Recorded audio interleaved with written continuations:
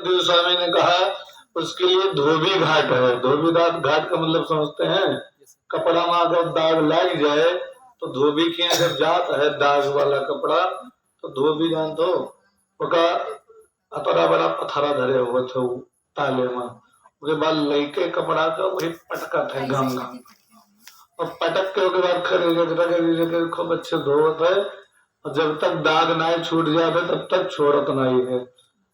ऐसे ऐसे जैसे जो पाप करने वाला व्यक्ति है, दुष्टता करता है, उसके लिए धोबी घाट बना हुआ। जानते हो कौन सा धोबी घाट? कि उसके लिए धोबी घाट है नरक, और नरक कहा वहां जाता है और तब उसको खूब अच्छे से उसका जो है मरम्मत होती है, अर्थात उसको खूब दंड मिलता है, और दंड मिलने के बाद जब वो फिर अपने कष्ट भोगता है तब फिर उसके कर्म के अनुसार उसको शरीर में छोड़ दिया जाता है। जैसा कर्म होगा वैसे शरीर उसको दे दिया जाता है। तो कहा महाराज कितने प्रकार के नरक हैं? कहा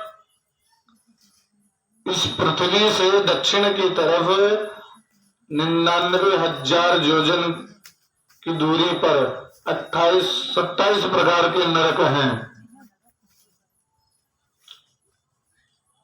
तो कहा ये जो है 27 प्रकार के नरक हैं, उन नरकों में यातना भोगनी पड़ती है। कहा कौन कौन से नरक हैं? कहा अंधतामिश्र, तामिश्र, रौरो, महारौरो, कुंभीपाक, काल सूत्रासी, पत्रवन, सुकर मुख, अंधकोप, गुत्रम, भोजन, संदस, सप्त सुरभि, वज्रकाठ, शालमणि, वैतरणी, पियोद, प्राण, रोध, विवसन और सार, मेदन, अभिचि, आयापान, क्षार, कर्दम, क्षुद्गण भोजन और शूल, प्रोत, द्वंद्व, शुक, अवर्तिरोधन, परिवर्तन, शुचि मुख, ये 27 प्रकार के नरक हैं। जो जैसा व्यक्ति कर्म करता है उसको उसी प्रकार के नरक में छोड़ दिया जाता है। एक बार एक हाथी मरा और मरने के बाद गया नरक में।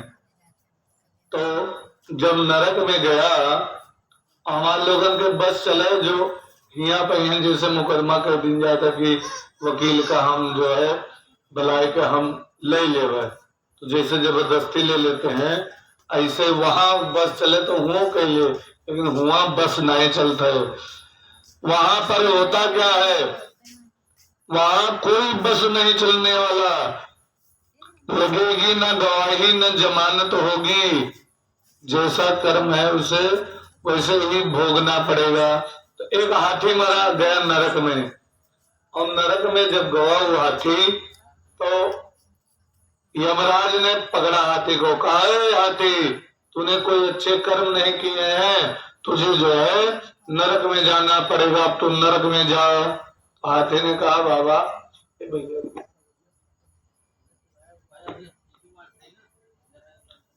तो कहा तुझे जाना पड़ेगा। कहा नरक में। कहा इसमें क्या बड़ी बात है महाराज, आपके यहाँ मनुष्य आकर के नरक में चले जाते हैं, मैं तो हाथी हूँ।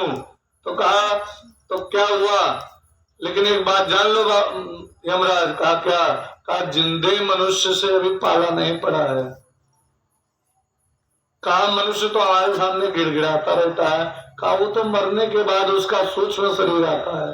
तो कहा तो मरे के बाद कहाँ नरक है? अरे नरक एक सूक्ष्म रूप मिलता है, अंगूठे जितना बड़ा शरीर, नरक यातना भोगने के लिए। तो कहा जिंदा मनुष्य से पाला नहीं पड़ा है अभी तुम्हारा। कहा जिंदा मनुष्य? कहा वो बड़ा चतुर है और तुम्हें जो है हिला करके रख देगा। कहा अच्छा जो है जिंदा मनुष्य को की ताकत दूसरी राधे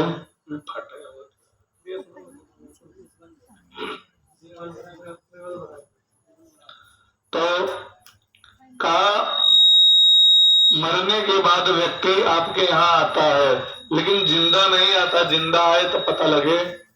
यमराज ने कहा इसमें क्या बड़ी बात है, मैं भेज देता हूँ। वो मने एक जो है यमदूत गए पूरे गांव में घूमे, कोई मिला नहीं। आज के समय चल रहा बैसाख, गेहूं कटनी चल रही, तो एक जन के यहाँ गेहूं दावा कर रहा, तो सोचे गांव में लेके जावे तो हल्ला मचाए देखो नो कि वाह देखो कोई लिया जाता है, उड़ा जाता है लिया कोई का, तो हल्ला मच जाएगा तो वो सही नहीं है। तो यमदूत ने सोचा कोई बहिरे पौड़ा हुआ टैका लेके चलो, तो कटने के मौसम रहा, एक मिला जो है दवाई सा गेहूं, और गेहूं दवाई बाद कापी पेन रखे रहा कि अतरा थ्रेसर वाले का दिहन, अतरा तेल लायन, अतरा गेहूं भा, अतरा के भूसा, तो पूरा लिस्ट बनाए रखे रहा कापी पेन मुड़वारी, और रखे रखेगा सोए। अब रास्ते में होता क्या है, ये यमदूत आए, और यमदूत आए चार चार यमदूत चुप्पे होके खटिया के चारों पावर पकड़े न लेके उड़ गए। अब जब उड़े लगे तो हवा लाग होके, तो सोचिस कि ये हवा कहाँ चले लाग, जानो हवा चलो थी कोई अतरा तेज आंधी अचानक आ जाए तो भूसा उड़ी गई। वो देखे तो देखे कि भूसा वूसा कुछ नहीं, और चार यमदूत बड़े बड़े लंबे लंबे बाल, बड़े बड़े दांत और भयंकर काले काले, वो कथा सुने रहा, यमदूत के वर्णन जान रहा कि यमदूत कैसे होते हैं, वो जानता था। जो कथा सुनता है उसी को पता लगता है यमदूत कैसे होते हैं। उसने यमदूत के बारे में सुन रखा था, तो क्या हुआ, उसने वो सोचे कि हम मरी गए कि जिंदा हम जन लेगी हम मर गए थे कि फिर सोचे लव चुटकी काटे जोर से, हाथ दर्द होता है जिंदा है। तब इस अब पौड़े पौड़े चुप्पे कापी पेन उठाइस और कुछ लिखिस पर्ची में, ए मत कही कापी पेन उठाइस और पर्ची में लिखिस, और लिखे के बाद चुप्पे जेबे में धैलिस, और जेबे में धई के उसके बाद चल दिए। तो लोग लायक कथा कहते तो बहुत लोग बोला, बोलिए वृंदावन बिहारी लाल की। लिखे के बाद उसके बाद अपने जेबे में रख लिए चुप्पे, और रखने के बाद वो क्या किया उसने जानते हो, अपने जेब में रखने के बाद पहुंचा यमराज के यहाँ। अब यमराज के दूत खटिया होकर रख दी, यमराज आया, यमराज ने खटिया में लात मारी, मनुष्य किसके इजाजत से तू यहाँ आया। अब यमराज सोचे ना अब गिड़गिड़ाई, महाराज तोरे इच्छा से हमें छोड़ दियो, जैसे बाकी सब गिड़गिड़ाते थे पापी, ऐसे ये भी गिड़गिड़ाएगा। लेकिन वो गिड़गिड़ा नहीं, चुप्पे खड़ा हुआ, और खड़ा हुए के बाद पर्ची चुप्पे निकाल के जीवन दे दी, यही लो। अब पर्ची पढ़ी नहीं यमराज, पर्ची में जान तो का लिखा रहा, पर्ची में लिखा रहा, हे यमराज ये व्यक्ति जो जा रहा है तुम्हारे यहाँ, आज से यमलोक पर शासन ये करेगा, यमराज नया यमराज ये बनेगा, और तुम चौकीदार बन के डंडा लेकर के खड़े रहना द्वार पर, और नीचे दस्तखत रहा आदि देव नारायण विष्णु। यमराज विष्णु भगवान के आदेश है तो हमें पालन करे पड़ी। अब यमराज डंडा लेके बन गए चौकीदार, और हुए गवा बैठ निधर के बैठा। फिर आज अब जो है कोनो फर्क नहीं पड़े वाला, अब तो हम जो है अब तो यमराज यहाँ के बन गए, और यमराज चौकीदार बने डंडा लिए खड़े रहे। तब तक होता क्या है, तो होता क्या है, तब तक एक विचित्र घटना घटती है। वहां पर मत कही तू सब लोग मनबो ना, तो कहा ये यमराज ने चुप करके जाकर के डंडा लेकर खड़ा हो गया। ऐसे जिससे जान तो कहा हुआ था बतकही करे मां, जैसे कोई बतवात हो कुछ बोला तो बिच्चे माँ तो पदे बोल दो, जब बोल दे वो तके भुलाई जी हम कहा बोला तो तके बात कट जाती। ऐसे कथा है, और कथा के बीच में अगर बोल दोगे तो जे आंख बंद करके कथा गा दे तो बोला करे तुरंत कोनो फर्क नहीं पड़े वाला, तो ते कहा करी है, और ले जे आंख खोल के देख देख मैंने इनका कथा कहा था, ते कथा कट जाती। फिर सोचे पता कहाँ रहे, अब तुम सब बताओ कहाँ रहे। यमराज बनेगा ना, उसके बाद दिन चौकीदार। अब ऐसे पूछा बिच्चे बिच्चे में, तो यमराज जो है डंडा लेकर के चौकीदारी करने लगे वहीं पर खड़े होकर के। अब उसने कहा जितने व्यक्ति थे, अब वो शासन तो अके हो गया, जितने व्यक्ति थे कहीं सबे जाओ स्वर्ग में। अब सब लोग स्वर्ग में जाने लगे, सब वैकुंठ में जाओ। यमराज के नरक के द्वार, पूरा नरक सब खाली। यमराज कहने, अब जो है स्वर्ग में भीड़ ज्यादा होने लगी, तो इंद्र ने कहा महाराज ये क्या हो रहा है, कोई महापुरुष आया है, उसने जो है सबको प्रवचन सुना करके धर्म के मार्ग में लगा लिया है, सब लोग स्वर्ग आ रहे हैं। क्यों? इंद्रदेव देव गए ब्रह्मा जी के पास। ब्रह्मा जी ने कहा हमारे लोक में भी भीड़ बहुत है। तब जो है ब्रह्मा जी और इंद्रदेव गए भगवान नारायण के पास, विष्णु के पास। कहा प्रभु आपके यहाँ, कहा हमारे यहाँ भी भीड़ बहुत है। तो कहा ये भीड़ इतनी हुई कहां से? कहा ये तो यमराज से पता लगेगा। अब चलो यमराज के पास चलते हैं। अब भगवान गए यमराज के पास में, और भगवान तो देखा यमराज मेरे डंडा लिए चुप्पे करे रहे हैं, और अंदर जो है तो कहा अरे तुम यहाँ खड़े हो, अंदर कौन है? कहा महाराज ये लो पर्ची दिखाए, तो कहीं मां लिखा रहा है हे यमराज ये व्यक्ति जो जा रहा है आज से यमलोक पर शासन ये करेगा, और तुम चौकीदार बनके डंडा लेकर के खड़े रहना। अच्छा चलो ठीक है, लेकिन आदिदेव नारायण विष्णु भगवान देखेंगे ये दस्खत तो हमार हुए, लेकिन जाली दस्खत है, अर्थात ये फेंक दस्खत है।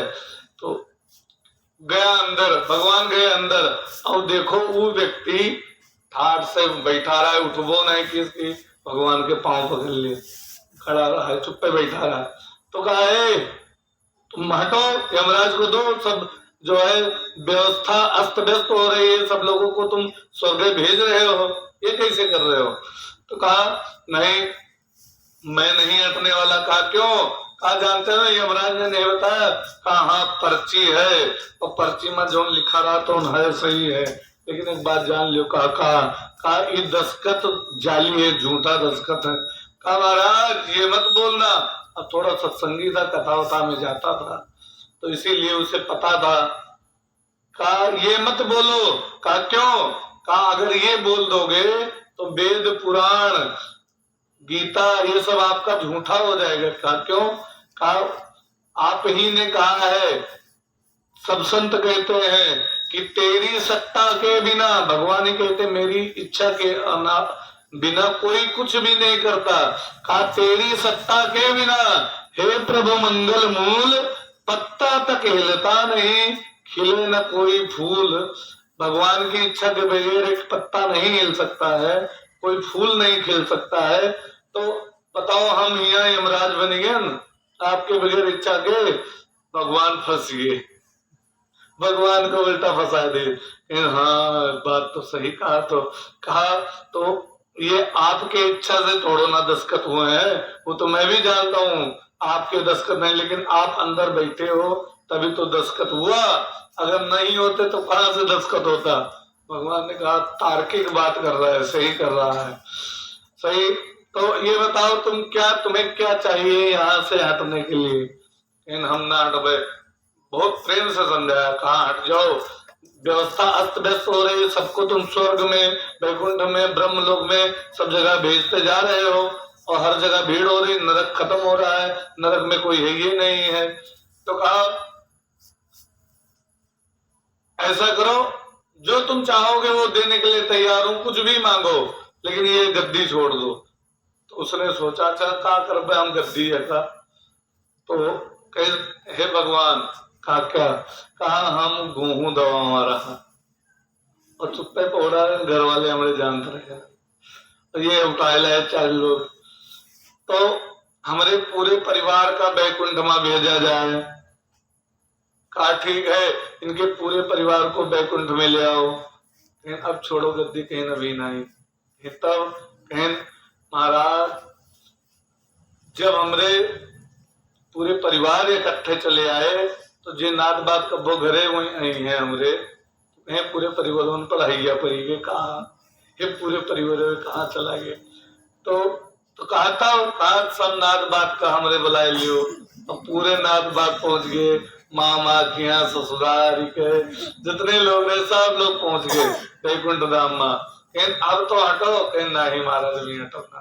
कहें का है कहें गमुआ भर देखी है कहीं कि ये परिवार अचानक कहाँ गायब हो गए अड़ोसी पड़ोसी, तो कहें कि कहा हो गए आइया तो नहीं पड़ी गए। तो एक काम करो, तो कहता हूँ कहें हमारे गांव वाले का बुलाओ, पूरे गांव वाले चले गए। कहें अब तो हट जाओ, कहें अभी ना हट गए। तब महाराज आइस वाइस खाए जाते रहे, कहूँ 12 बजने में जाए, कहूँ बस मूड़न छेदन पर है बिया गवन पर है, तब जात रहे जवानी माइस खाए। तो हुआ मने हुए हमें चीना जाना था, तो वह तो कहें सबका बुला लियो, जितने जमार के व्यक्ति रहे सबका बुला लिया। कहा अब तो हट जाओ। कहें हाँ हट जाए, लेकिन जेके कारण से हम आए न है क्या बुलाओ। हाथी आवा, महाराज जय जय सीताराम। यमराज और यमराज उठी रे खड़ा रहा। कहीं यमराज से कहे देखो जिंदे मनई के ताकत, अरे तू मुर्दा रात रहे समझ जात रहे, सूक्ष्म शरीर लेके आवत रहे, तब तू इनके ऊपर रोब जात रहो, जिंदा मने देखो हिलाक दे दे। कहन हाँ सही है। तो कहा हाथी को भी बैकुंठ हो गया। कहा अब छोड़ दो। कहन हाँ अब छोड़ दिया, पद छोड़ दिया। तो इस दृष्टांत का मतलब ये है कि अगर कोई एक भक्त निकल जाता है गांव में या घर में किसी के, तो उसके पूरे घर को तार देता है, और घर छोड़ो पूरा गांव का तार देता है, और गांव छोड़ो जवार का तार देता है, और जवार छोड़ो जितना नात बात है सबका तार के बैकुंठ लेके चला जाता है। कहने का मतलब है ये है, तो नरक में नहीं जाना पड़ता उसको इस प्रकार। और तो कहा नरक में होता क्या है महाराज ये बताओ। तो कहा तामिश्र नरक जो झूठी गवाही देता है उसको तामिश्र नरक में छोड़ देते हैं। तामिश्र नरक जानते हो, तामिश्र नरक उसको कहते हैं जो वहां की भूमि बिल्कुल तांबा का लोटा होता, देखो तांबे का लोटा बिल्कुल लाल लाल आती है, इतना गर्म, उस पर छोड़ देते हैं, वो छटपटाता है चिल्लाता है। और जो पराये धन को हरण करता है उसको जानते हो क्या करते हैं, कहा क्या करते हैं, कहा उसको पराये स्त्री और धन को हरण करता है उसको अंध तामिश्र नरक में छोड़ देते हैं। वहां की भूमि तांबे की तरह वैसे ही रहती है, लेकिन आंखें निकाल लेते हैं और उसके बाद उसको छोड़ देते हैं, वहीं छटपटाता है। और रोरो नरक है जो दूसरे किसी जीव को मार करके खाते हैं ना, देखो एक कटक खो, तो ये लोग जानते हो इनको, अब वो बोलेंगे तो है नहीं, लेकिन जानो जो जीव की हत्या करके खाते हैं उनको जानते हो रौरो नरक में जोड़ देते हैं। रौरो नरक में जानते हो वहां होता है एक रूरू नाम का कीड़ा, वो जो है पैर से घुसता है और सिर पर निकलता है, पूरे शरीर को चाल डालता है। और जो पशु पक्षियों को शिकार करके मार करके खाते हैं उनको जानते हो क्या होता है, जो पशु पक्षियों की हिंसा करके काट करके खाते हैं उनको छोड़ देते हैं कुंभी पाक नरक में।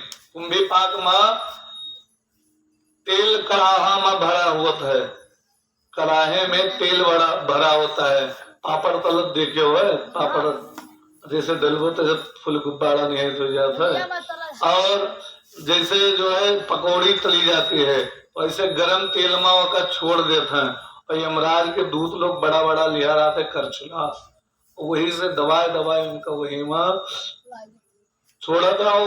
चिल्लाता है बाहर निकले के लिए, हे प्रभु, हे हमें छोड़ दो, हमें छोड़ दो, लेकिन वो पकौड़ी की तरह फूल जाता है और उसे बड़ा कष्ट होता है, खूब चिल्लाता है। जो जीव की हत्या करके मांस खाते हैं, इसीलिए अब वैसे फिलहाल अपने यहाँ नाई है, लेकिन कुछ लोग चुप्पे चुप्पे खाए लगे हैं, तो उनके लिए तो नरक बने हैं। तो जो मांस खाते हैं उनके लिए ये है। और बताया इसी प्रकार सबका बताया, कहा जो जैसा पाप करता है उसको जो है उसी प्रकार का नरक भोगना पड़ते हैं। तो राजा परीक्षित ने पूछा, महाराज पाप तो हमसे भी हुआ। अब वो मारे डर के कांपने लगे। तब परीक्षित कहा, महाराज अब इतनी हुई पंचम स्कंद की कथा, कांपने लगे। अब